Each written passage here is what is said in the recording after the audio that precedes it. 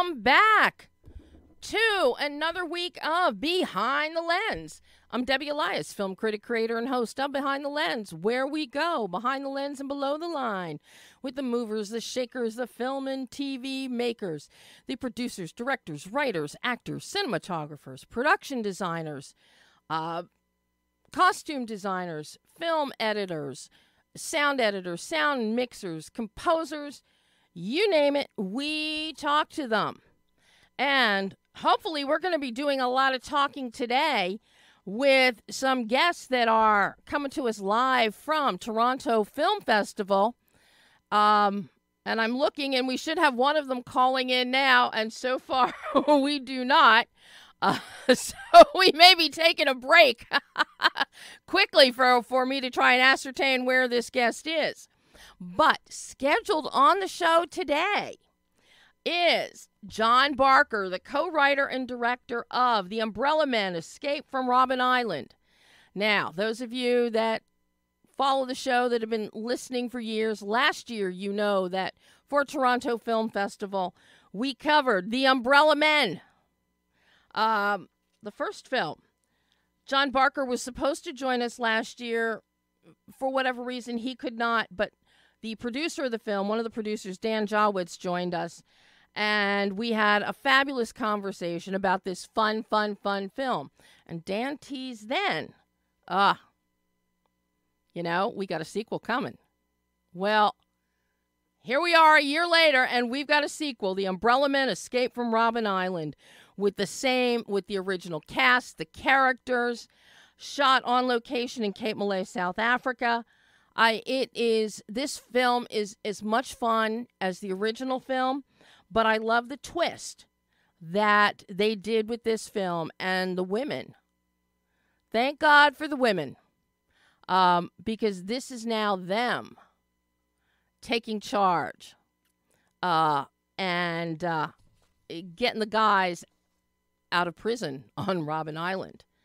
Also joining us, hopefully at the half point of the show, is director Ian Gabriel to talk about his film that premiered at Toronto Film Festival on Saturday, Death of a Whistleblower, a powerhouse of a film, a powerhouse. It is a thriller. It is a slow burn. Again, female-driven, and it's drawn from real facts, 2 time periods in South Africa's history. But the story itself is fictionalized. It is riveting. It truly, truly is. So, Pam, do we have a PSA or something we can plug in while I try and locate our publicist and see where John Barker is? Okay. So, we're going to take a break. Hopefully, I can find our missing director.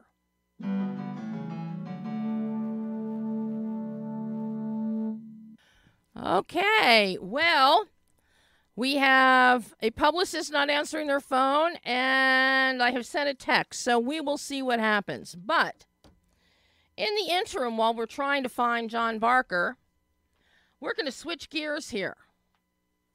And we are going to go to Greece. Forget about South Africa. We're going to go to Greece with My Big Fat Greek Wedding 3, which just came out in theaters everywhere on Friday. Third outing, written and directed by Nia Vardalos. And our cast of characters for My Big Fat Greek Wedding 3 are all back. You've got Nia as Tula. John Corbett is back as her husband, Lan. Louis Mandalore, brother Nick. Elena Kamparis, Andrea Martin, Maria Vakratsis, and I have to tell you, Andrea and Maria are the two acting reasons to see this film as Aunt Vula and Aunt Frida. Absolutely great cast. But the real reason to see My Big Fat Greek Wedding is for the production design by Grant Armstrong and the cinematography by Barry Peterson. Absolutely outstanding on both counts. I was fortunate enough to speak with both of them on Thursday about the film. and what they went through to create and immerse us in Greece. This is the first film in the trilogy that we actually go to Greece. We have met this Greek family. We have followed them over the years through the 2 films, but now they are going to the homeland. And it is visually stunning, visually impressive and immersive. The majority was shot on the island of Corfu. There is an incredible 2,000-year-old tree that is used, very significant in the film and used. There are an ancient village. There is also a historical village that was built in the 70s. It is a sanctioned historical site. It is just, you feel like you are in Greece. And everywhere you look, there is something else of wonder to see, which is where Barry Peterson's cinematography becomes so important. Because nobody can capture imagery like Barry in certain instances. I mean, I've been loving his work going back to the days of Hollywood Homicide with Harrison Ford. But he knows how to really celebrate locations, the geographical landscape, the topography, in terms of, and here he reserves his widescreens for ocean views, of which we get many, a mid shot or a little wider than mid, but not a wide shot, to encompass the whole big family. The lighting, he really knows how to work with the texture within the air. Many of you have heard me talk about this before, especially when talking with cinematographers, about the texture of the light in the air based on the humidity in the air, the heat in the air, and where we are longitudinally and latitude will affect the kind of air and the light diffusion within it, which impacts what a cinematographer does in terms of his lighting and the logistics. So, let us take a listen first, too, since the cinematography is dependent upon the production design. Let's take a listen to my interview with production designer Grant Armstrong, talking My Big Fat Greek Wedding 3, and should I hear from anyone about John Barker, we may interrupt this interview and then finish it at the end of the show. But for right now, let's kick it off with Grant Armstrong, production designer of My Big Fat Greek Wedding 3. Hi, Debbie. Hi, Grant. How are you? I'm very well indeed, thank you. Very well. How are you doing? I am very thrilled to get to speak with you. Oh, that's so sweet. Thank you. I'm thrilled to speak to you, too. I have been such an admirer of your work as an art director over the decades, and of course, as a production designer, and what you have done. After seeing the film, you and Barry Peterson are the 2 main reasons to see this film. Oh, well, you better not tell Nia that one. The work that the 2 of you have done is exquisite. It is outstanding. And of course, Barry's work is dependent in large part on what you do. And what you have brought to life here is so immersive. I felt like I was on a trip to Greece myself, to the islands.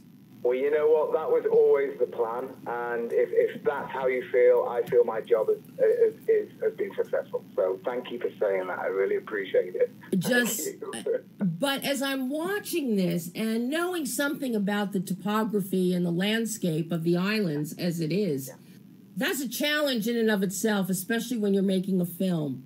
But what you have done here, number one, you've got your logistics in finding the appropriate locations. You have so many different set areas here in this film. And what really impressed me is while the oceanscapes, the beaches, the port, Nikki and Angelo, and all the set dress and everything that happens there, what really impresses me is the village itself, where they're hanging out. Yeah. And I understand that, you also created a set. So you married the set with an actual village seamlessly. I could not tell the difference. Wow, that's great. That's good.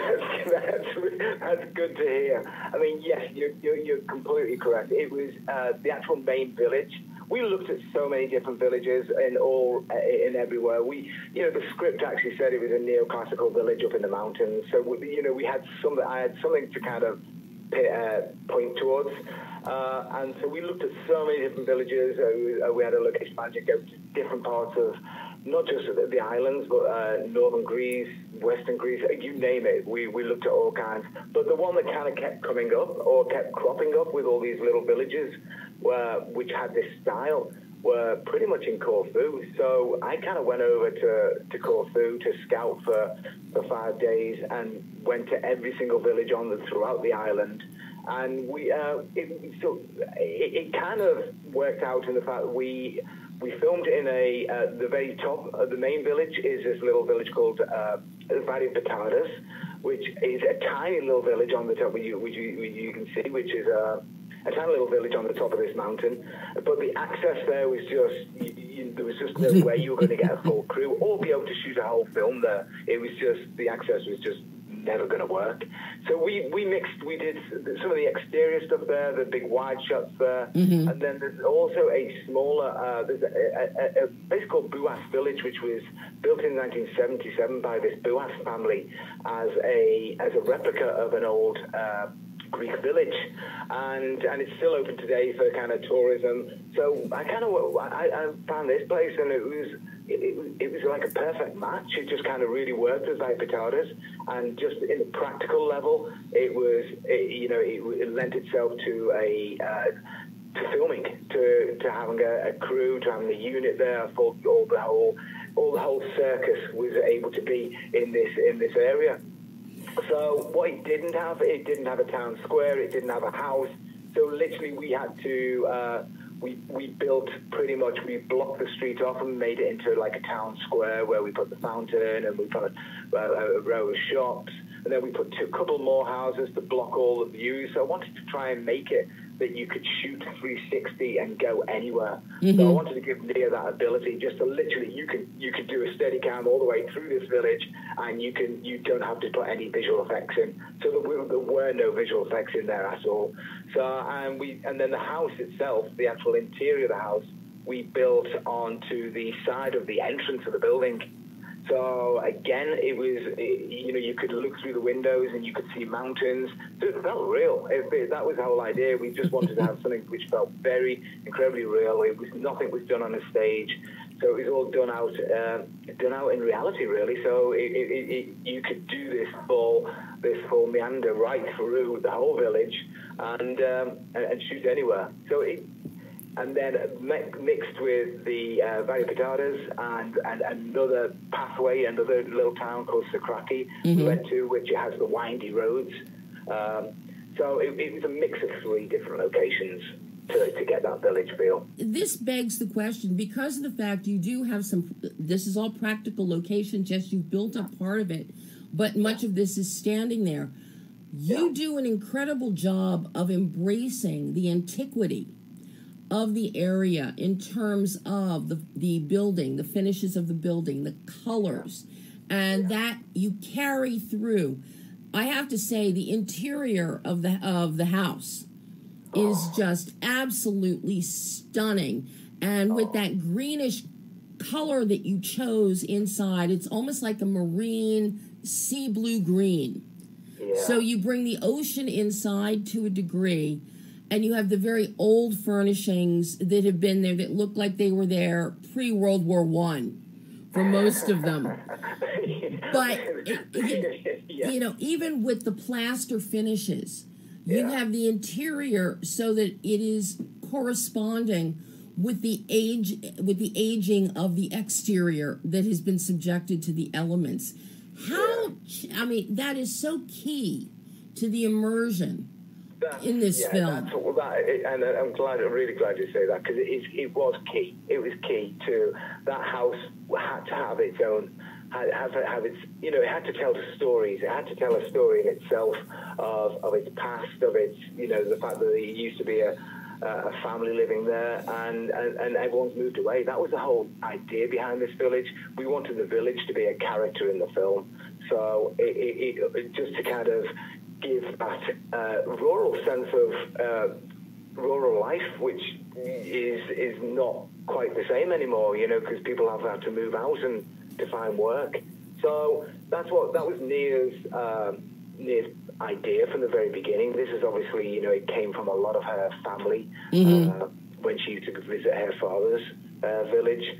So it really was a collaborative effort between myself, Nia, and Barry. We had a really clear view, and I'd say it all does stem to Nia at the end of the day, because it was her vision, it was her story, and it's her world that she knew. So we talked about it a lot.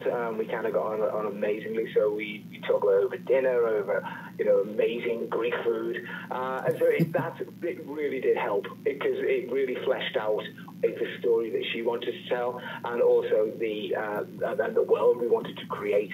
But we had some great crew. The majority of the crew were all local from Athens, so I think what's really good about being a kind of an outsider, you see things that probably you don't actually see when you live in a place. Sure. So I could kind of pick up on things. I'd be sending them to the set decorator saying, I really love this little idea of all these little sponges on a washing line. And so they're just really quirky little things that you probably don't see every day, but I kind of spotted them because they were a little bit out there. So it worked really well. And then the set decorator came in with things that she'd found in flea markets and antique shops. So it was all, we didn't bring anything from anywhere else. It all came from either Corfu or Athens itself, from the mainland. Oh. So it was beautiful. It was an amazing little experience, and I'm really glad that it came out like that. So thank you for saying that. It really does. And one of the big centerpieces is also the fountain in the square. Yeah. The fountain is just beautifully rendered. The sculpture on there, the bas relief of the fountain heads, just absolutely stunning, Grant. Oh, thank you. That's so lovely. It makes my heart work. One of the big things with this film is the color palette, because you have the varying colors depending which way the camera is pointing at the ocean. Varying colors of blue, sea blue, aquamarine, green. You bring, as I mentioned, you bring some of that inside within the house, but then you have pale terracotta colors of the exteriors. You've got yellows, and then you have the costuming that comes in with that Greek blue popping up, as a core element in places. So I'm curious about the color design, the color palette selection that carries through. And of course, that starts with the production design. Yeah. In a strange way, from our initial talks, we all know what our stereotypical image of a Greek village is. It's the white stucco, it's the white plaster, it's the white against the blue. So of course we wanted to kind of embrace that. But then the minute I started to look at the neoclassical the architecture, it's very much in more of a slightly Italian style. So it's kind of that's where the warmth comes into it, the oranges and the ochres and the terracottas. So there is quite a lot of that influence, which I thought was a great contrast for the village itself. So we have this kind of beautiful white and blue, this very stark contrasting world that we all know Greece is, but also this softer, warmer, more rustic kind of feel for the village itself, just to kind of make it more homely, more warm, and just give it a little bit more of a I wouldn't say dilapidated, but it has a story. This is a village that's literally had so many stories. It's had so much life, and it's slightly gone. The life has been drained from it when everyone's moved away. So there's so many contrasts that we wanted to try and do. It was the blues and the whites, but against this warm palette for the village itself. So that's kind of where it came from. That's the idea where it came from. Well, I think one of the only scenes where we actually see the stark, bright white that we know Greece for is the chapel. Yeah, that's right. Yeah. Other than that, we've got the warmth coming out. So we get the Mediterranean, we feel the sun, we got the sand, we have the timelessness of thousands of years of history. You really brought it all together in your design, Grant. Oh, thank you. Well, thank you, Debbie. That's really lovely to hear. Thank you. Correct me if I'm wrong, but isn't this the first time you've ever had to worry about production design and designing a pen for chickens and goats and things? This is actually my third production design show. Actually, it's my fourth. I did one, a really small film a long time ago, but this is my kind of third proper film, and to be fair, it didn't feel like anything I was not used to. I've been doing, I've been lucky enough to work in this business for 32 years now, so I've kind of worked my way through the art department, from being an art department junior to an assistant art director to an art director to an set director to supervising. So I've done the whole gamut of the actual work within the art department, and it just felt a natural progression for me. I wanted to give it a go, and so. Yeah, I've worked with a lot of amazing directors, a lot of great producers, a lot of great production designers. So I feel lucky enough that I've been able to take a little bit from each of them, I suppose, to give myself the knowledge that's required, just in practical terms and visual terms. So, because it's not all just about visuals, there's so much practicality that's involved in it, of what's going to work for the crew, how do we get the crew there. So there's always so many aspects to locations, especially locations, that you need to take into consideration. So, and I do feel this was a natural progression for me, working on a show where literally it was pretty much a location-based show with builds inside. Just to find the right place, just to find the right practical times, because it was a fairly small production, but the time is limited, so you have to kind of make the right decision that will work for everybody, for all departments, and especially for what's on screen. Mm-hmm. Well, I guess if you can do art direction with the Muppets, designing a pen for chickens and goats is not going to be too challenging for you. The Muppets, that was fun. Because you did, as you said, you went all over Corfu, checking all the locations and all. Yeah. What would you say was the most challenging location to find? Because I have to think that possibly finding that old olive tree had to be looking for a needle in a haystack. It was exactly that. It was like looking at a needle in a haystack. We had our location scouts scouring the island. And again, I go back to, we can't be too far away, so we couldn't go, 2 hours away, because it just wasn't going to be worked practically for a day filming. So we went to a couple of different olive groves. We went to the place where we actually filmed in the end, the governor olive press, and said, "If you haven't got any old olive trees here?" And he said, "Oh yeah, we've got a few old ones there. They're about 1,500, 2,000 years old." And we're like, "What?"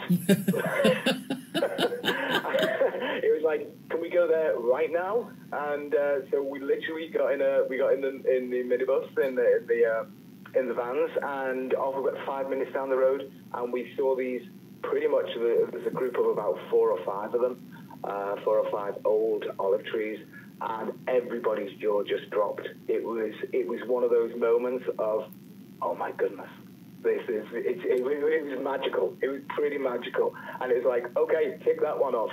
It was amazing. It was a lot of. It was a big. It was. I think somebody was looking down on us that day.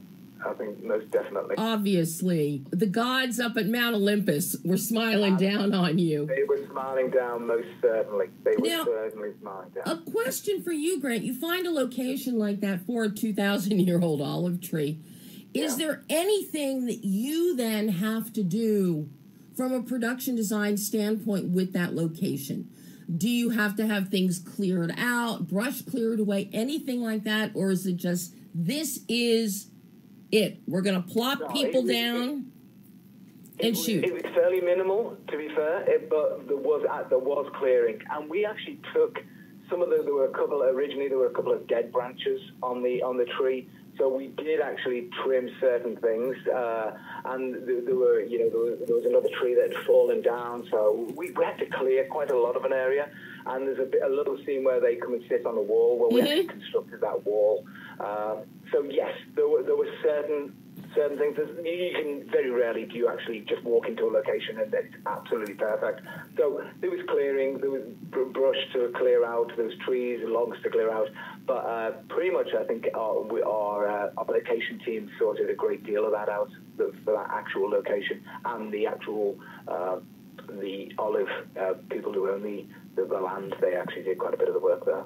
Curious, because of the age, the antiquity, the historical importance of the entire region, going back thousands and thousands of years, and here you are. Yes, you're shooting in the one place that was actually built as a site back in the 70s, but you have authentic villages, you have 2,000-year-old trees. This entire area, does that, because of the age and the idea of preservation, does that impact your design work at all, and in your thought process and considerations for what the film needs versus what you can actually do without damaging history, so to speak? Yeah, I think it does. I don't think it's almost at the foreground of the design process, but I do think it's certainly an aspect in there. You know, you travel around these villages and you're looking and you're trying to get an atmosphere. That's really what I wanted to try and create was the atmosphere for this village. Just finding that right mood that basically showed the history, showed the fact that there was still people working. It's still a working village somewhat, but then has still so much potential for bringing people back, to bringing life back to it. So yeah, you definitely appreciate the history, and you want to show there's a lot of modern buildings in Corfu, and there's certainly even in the village there's a few modern buildings. You want to show the history. You want to show that. You want to bring that out as much as possible, because to be brutally frank, the older buildings are so much nicer than the newer ones. That's why they're still standing. I can't say fairer than that. They're beautiful. So and they just don't make them like they used to. So yes, absolutely. I wanted to create this historical world that had so many stories to tell, and and try and avoid anything as new as possible to give it that authenticity. I would be remiss not to ask you, Grant, about the entire wedding sequence with the parades, the decor, the candles. My God, the candles, setting up that whole altar area. Talk to me about that process, because that truly is an exquisite sequence, especially when we see the altar for the first time. Oh.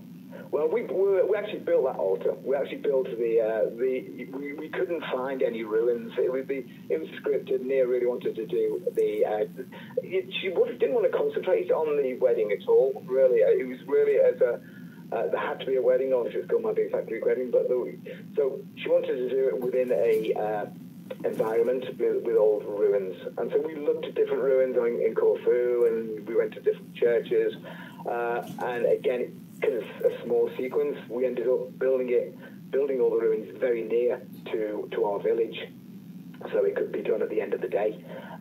And yeah, I suppose from day one, it was all about, I mean, the first two films for me, it's all about the end sequences and the weddings. That's what people are really, I think, going for. Mm-hmm. They're expecting a big party at the end, and that's what I wanted to create. And it's that world. It was also the mixing of the, from the Syrian wedding to the mm-hmm. Greek wedding, that kind of mix of the two worlds together. And that was really what I wanted to do with the magic art, the evil eyes and the lanterns, the Syrian lanterns, the more Arabic kind of world. So it's that real mix of cultures was the plan. Yeah, so we went for it. We went for it. I wanted to make the village literally come to life at the end. That was really the plan, the idea. It certainly did. And under the moonlight, with all the candlelight, it was magical. Absolutely magical, Grant. Great. Thank you. Well, thank you. Grant, this has been such a delight getting to talk to you about your work on My Big Fat Greek Wedding 3. Thank you so much. It was really lovely to talk to you too. As I said, your work and Barry's. This is the reason to see the film, I'm telling you. Okay. Well, you know what? That's fine by me. Fine by me. Oh, Grant, thank you so much. And I hope we get to do this again in the future. I hope so as well. I look forward to it. Bye-bye. Bye-bye. Bye, Debbie. Bye-bye. And that was Grant Armstrong, production designer for My Big Fat Greek Wedding 3. The film really is so beautiful, and so much of it is the way Grant has embraced the history and the past of Greece, which is then complemented by Barry. Now, both of these interviews will be up on BehindTheLensOnline.net, if not later today by tomorrow afternoon, so that you can hear both of them back to back, since they do essentially piggyback each other, given the meshing of and interdependency of their work. Now, if you're watching the show right now on the Adrenaline Radio Facebook page, you may notice we do have some swag courtesy of Focus features here for My Big Fat Greek Wedding 3, including my favorite, and thank you very much, Focus, a bottle of Windex. Because for anybody that knows the franchise, Windex is good for everything. Windex solves every issue. And as it so happened, I ran out of Windex on Sunday before I screened the film on Wednesday. So thank you, Focus. Now, we are still experiencing a heck of a mess coming out of Toronto here, people, and I apologize for that. We are, okay. Finally got hold of the publicist. John Barker will not be joining us. He has phone issues and airport issues. Trying to see if Ian Gabriel is going to be joining us, who initially confirmed and then failed to reconfirm with the publicist to talk about death of a whistleblower.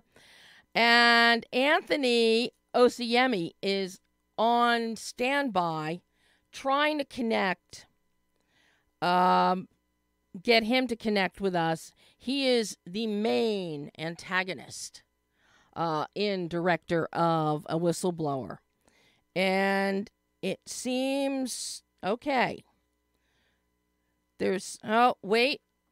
Pop us on hold for a second here. Well, I'll be right back with you.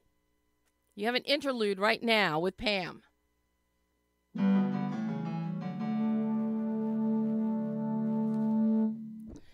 Okay, and we are working on resolving the phone issue here out of Toronto.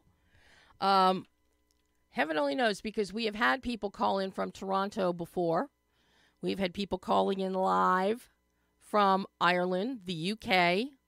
Timur Bekmanmatov called in from Moscow live.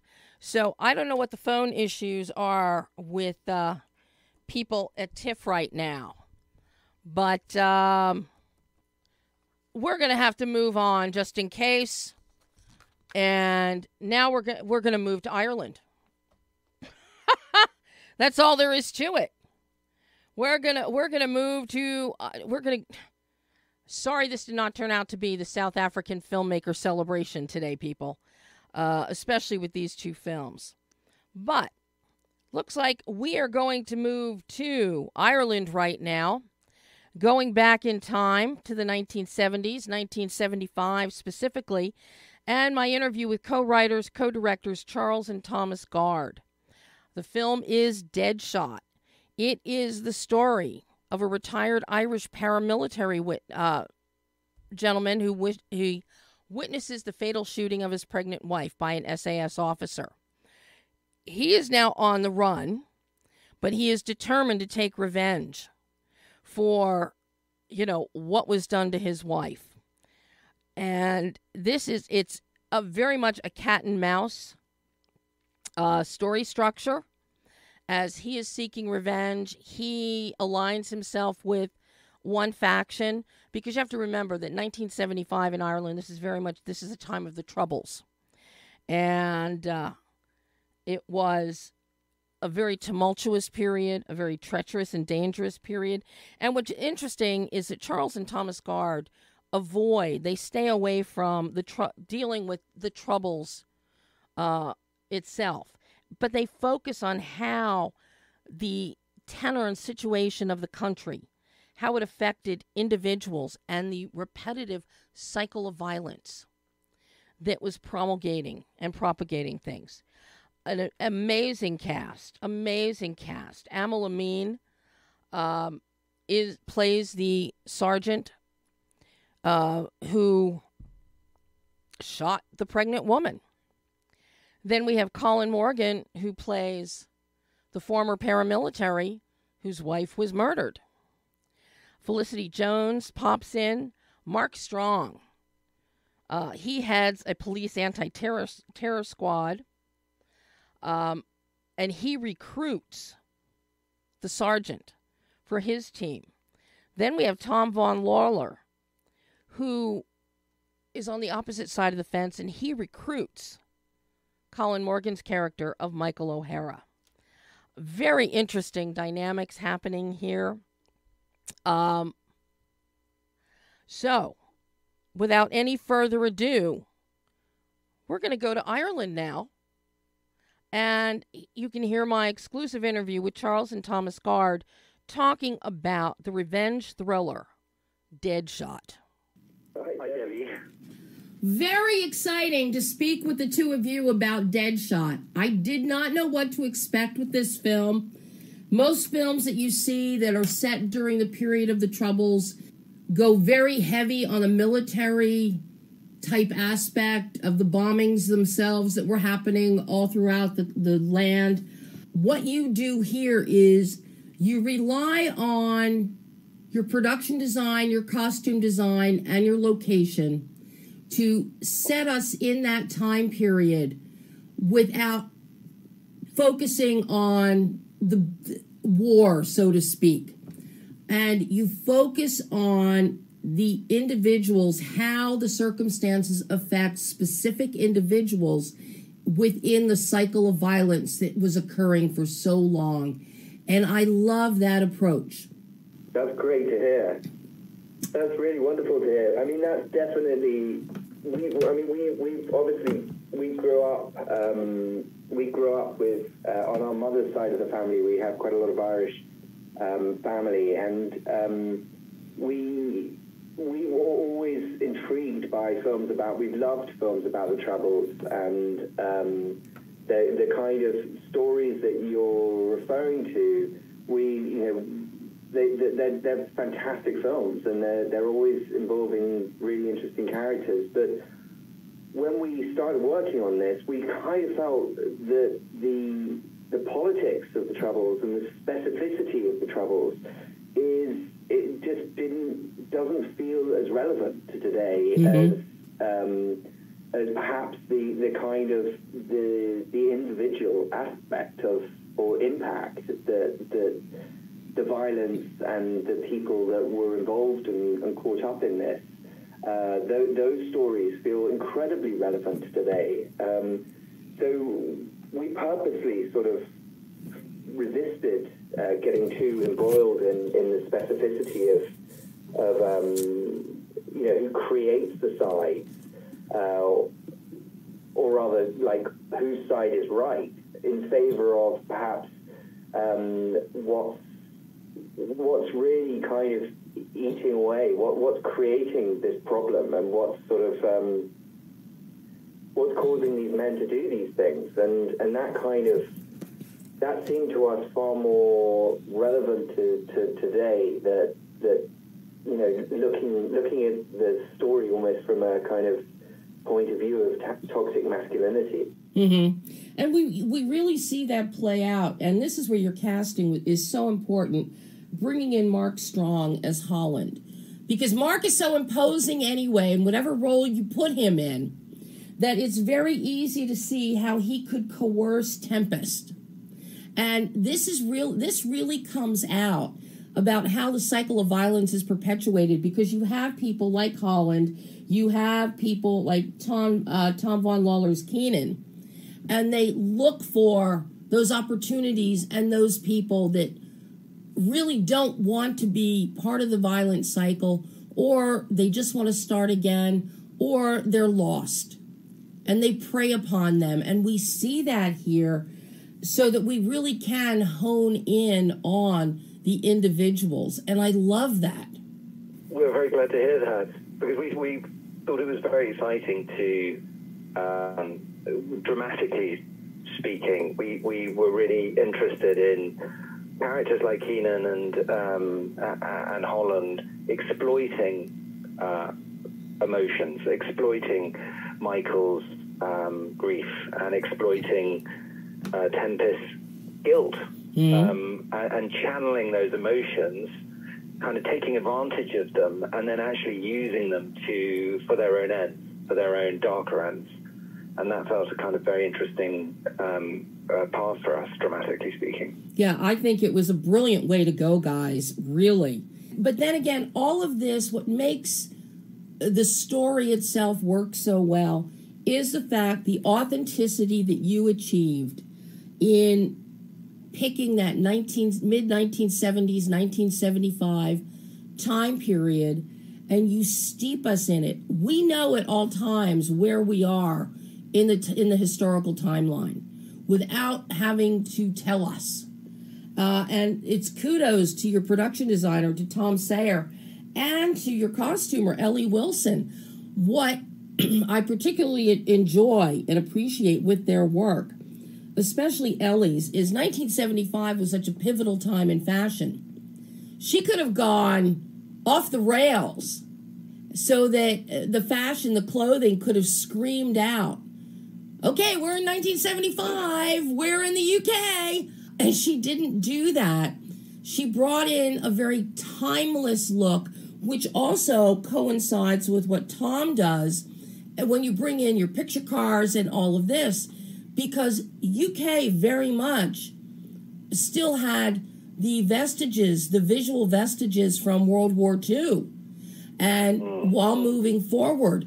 So you've got this great eclectic blend of the eras coming together. And Tom and Ellie really embraced that and brought that to life. Yeah, and we were thrilled with it all. I mean, what we were trying to do with creating that timeless look. I mean, we showed Ellie lots of references and kind of talked about the film almost as an urban western to her. So because that's what we sort of felt, that if you look at it like an urban western and you see it as sort of guys duking it out, then you can't. It sort of immediately takes you away from the kind of uniforms that you associate with with people involved in the Troubles and stuff, and what we all expected to see, we really resisted. What were some of the influences and conversations like with Tom and Ellie to help build this world? we were always going for quite a down feeling film that reflected the times reflected the very harsh economic times of the early 70s in London and the UK. I mean, at that time there were many strikes. There was a shortage of sugar. They couldn't even get sugar in cafes. I mean, there were bomb sites from the war that hadn't been developed, and they were just empty sites that children used to play in with burnt out cars and fires. And we really kind of wanted to bring this almost collapsed city feel that you would perhaps in America associate with places like Detroit in the 70s or 80s. London was very similar in some ways. And so we stripped out all the colour, and very early on we decided that we really wanted to just have very little colours apart from red, and really make the reds quite ominous when they appeared, and quite memorable. And so that was kind of an early decision we made, and it was great to work that through with Tom, and he worked that into all the sets. And even the picture cars, we were very careful not to have too many bright picture cars. So we kind of tried to control everything, really, but just in quite a natural way. Well, and this is where your cinematographer, Matthias Ruud, his work is outstanding on this film. I'm guessing that you guys went with anamorphic lenses because of the time period. It helps give us this grit. I love that you keep us... You have very, very, very, very, very few extreme close-ups.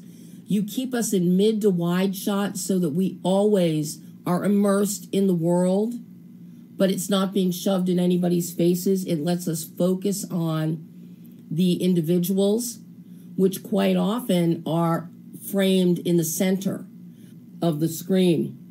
So we really can hone in on and make that emotional connection.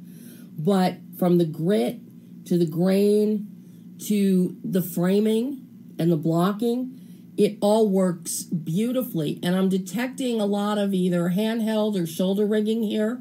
Yeah, definitely. I mean, we didn't actually shoot on anamorphic lenses. We shot on lenses, but we were shooting on the Sony Venice, which was the first time actually that we've used that camera.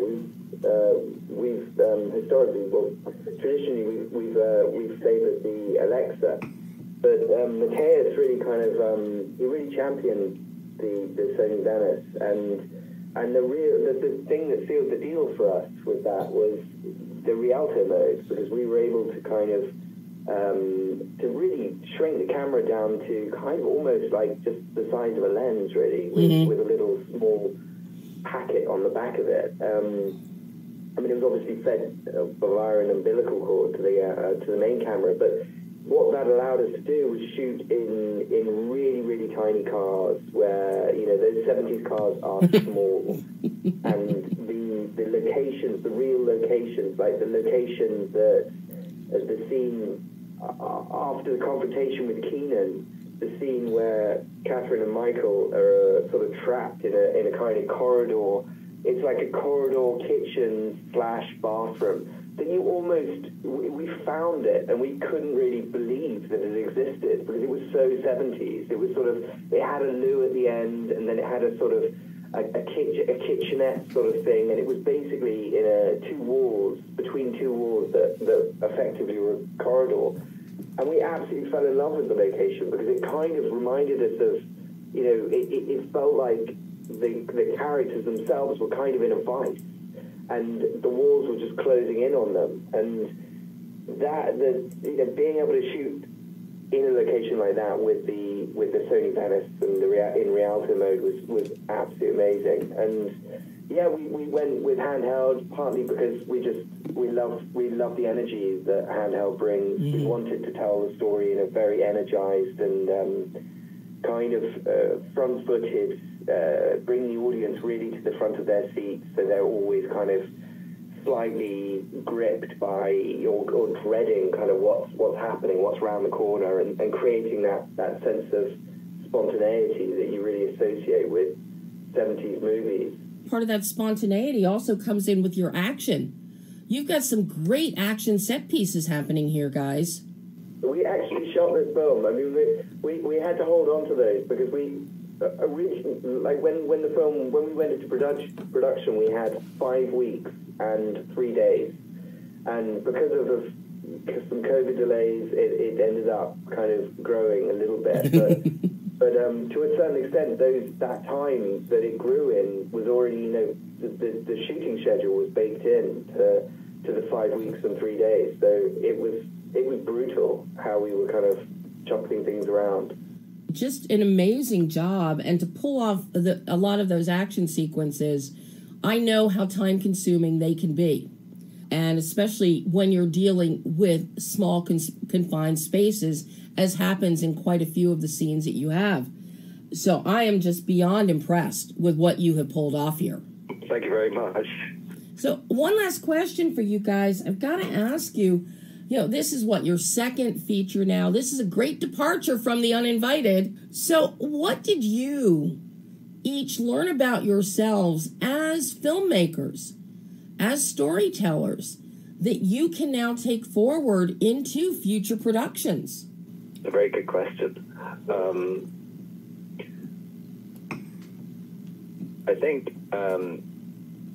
I think it was David. When we were making The Uninvited in Los Angeles, David Lynch used to have a radio show, and it was a great weather report on it for about 5 minutes, and it was one of our favorite moments of the day, because he'd give a weather report, and invariably it was always the same weather report in Los Angeles, so there was nothing very interesting about the weather, because it was always great.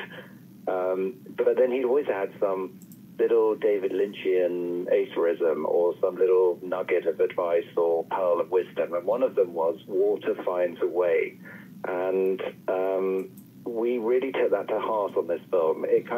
We kept talking about water finds a way, and I know that sounds really abstract, but it was just trusting the story that it's going to take you where it needs to take you. And if you listen to the story and you listen to the characters, the water droplet works its way down, and eventually it becomes a stream, and then hopefully it takes you to the sea. And that's something that we hope to take forward onto the next film. And would the other half of this brilliant team agree? And working, one of the most satisfying things beyond constructing the world, which we really, really did enjoy, even on a shoestring, was working with such an amazing ensemble cast. Really, we really enjoyed. We enjoyed all the actors that we worked with. We really enjoyed the characters, and exploring those characters in having more time to spend with the characters is something that we would love to take forward into the next film, because that definitely, if we could have had a bit more time with the characters in this film, then it would have been kind of interesting to explore some of the aspects of the internal aspects of their. The character Catherine, I'm fascinated by. I would love to see more about her and that dynamic with her father. What kind of intrigued us with the female characters was how important women have been in the context of the Troubles, and how ultimately it's so often it's the women, because the men sort of destroy themselves. It's kind of very often the women who decide really whether this thing lives, whether this thing continues to have legs. And that's very much what we were trying to explore with both Catherine and Ruth, because obviously Catherine is left with this information that effectively puts her almost back in the driving seat that Michael was found himself in at the beginning, which is, your father is dead, and what are you going to do about it? And exactly the same is true of Ruth. You're sort of, it's just in reverse, but it's very much a mirror of what happened to Michael at the beginning of the story. So we sort of thought that was a really interesting way of ending the film, if we had been exploring kind of masculinity throughout the film, to sort of end it with the women Because they're the only ones that live. They're the only ones that survive. So how are they going to survive, and what are they going to do about it? Now, isn't that always the case? The women are the ones that survive? Always, because men, the primitive species, we kind of destroy each other. That's right. You got to give it to the women, guys. We were trying. You did. You did. But if you ever explore this era again, dig into a character like Catherine, like Ruth. I think you guys, in your hands, I think it would be brilliant. That's very much what we want to do with the next one. We kind of want to explore it more from a, not the same subject matter or sort of world, but the next story. We're very intrigued by kind of female characters. And we love women. So we have very important women in our lives, and we'd love to do something that explores kind of female characters. Well, whatever you do, I can't wait to see it. And I hope we get to talk again in the future. That would be great. We'd love that.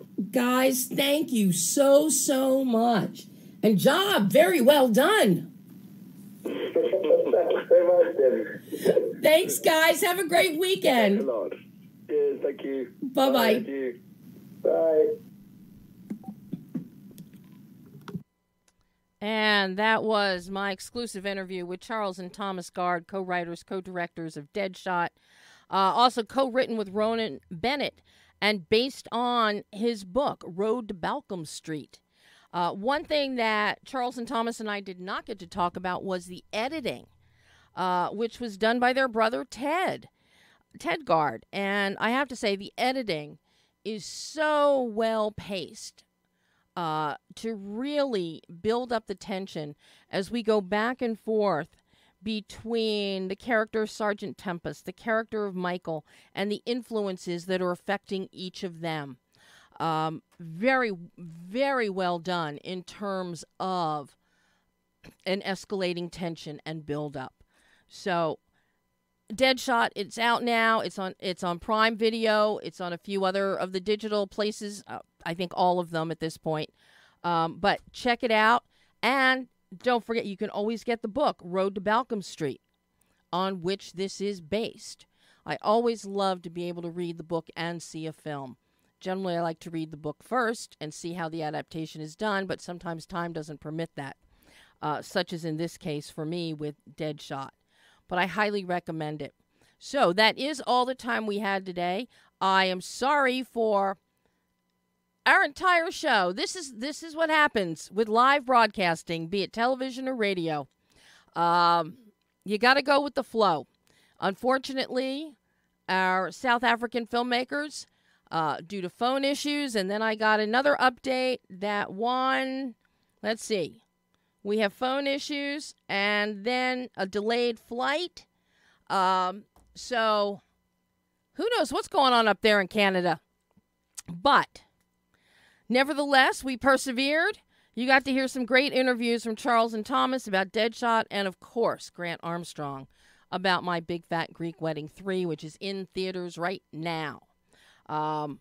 As I said, the interviews of Grant and also Barry Peterson, the cinematographer on My Big Fat Greek Wedding 3, will be up on BehindTheLensOnline.net later this afternoon or tomorrow, as will my exclusive with Charles and Thomas Gard, along with quite a few others.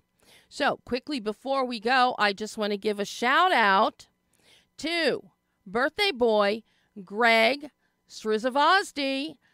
Those of you that have been with us since the beginning, Greg originally co-hosted Behind the Lens with me when we first started out. Before family commitments, he had to beg off because of the drive. And now he has his own podcast, Cinematics. So find it, look it up. But happy birthday to Greg. So next week, we have two people in the United States scheduled to be with us live. So hopefully we won't have any travesties next week.